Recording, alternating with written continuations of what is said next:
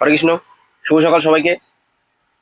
আমি একটা চ্যালেঞ্জ নিয়েছিলাম, প্রতিদিন সকাল 6টায় বা তার আগে ঘুম থেকে উঠবো, উঠে ওয়ার্কআউট করব, ব্যায়াম করব। তো প্রথম দিনই উঠতে পারলাম না। একদম সকালে ঘুম থেকে উঠে দেখি প্রচন্ড ঠান্ডায় আমার নাকটা পুরো বন্ধ। ওই জন্য আরো 1 ঘন্টা বিছানায় শুয়ে কাটিয়ে দিলাম। তারপর উঠে ব্যায়াম ট্যাম করছে, যে এই ব্যায়ামটা আমার খুব ভালো লাগে, প্লাঙ্ক নাম। যাই হোক, ব্যায়ামটা খুব ভালো। তারপরে ব্যায়াম ট্যাম করলাম, ব্যায়ামটা করে ফ্রেশ ট্রেশ হয়ে চলে আসলাম চা খেতে। একদম আমার জীবনের প্রথম ব্লগ। সবাই একটু কমেন্ট করে জানিবে ব্লগটা কেমন হয়েছে। তারপরে রেডি হয়ে চলে আসলাম দোকানে যাওয়ার উদ্দেশ্যে। এটা আমার ধান্য, এটাই করে প্রতিদিন আমি দোকানে যাই।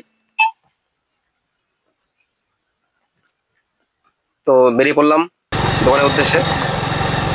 দোকান থেকে আমার বাড়ি বেশি দূর না, তাড়াতাড়ি চলে আসলাম।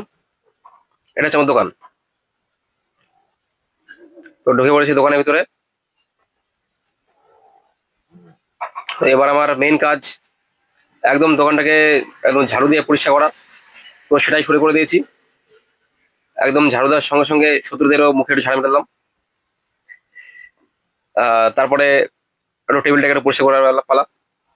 একদম সুন্দর করে টেবিলটাকে একটু জল দিয়ে মুছে একদম চকচক করে দিলাম। আর দেখতে পাচ্ছ, তো এই সাইড টেবিল হয়ে গেল। এবার চলে আসলাম সামনের টেবিলে। একদম এটাকে একটু জল দিয়ে পরিষ্কার করতে হবে।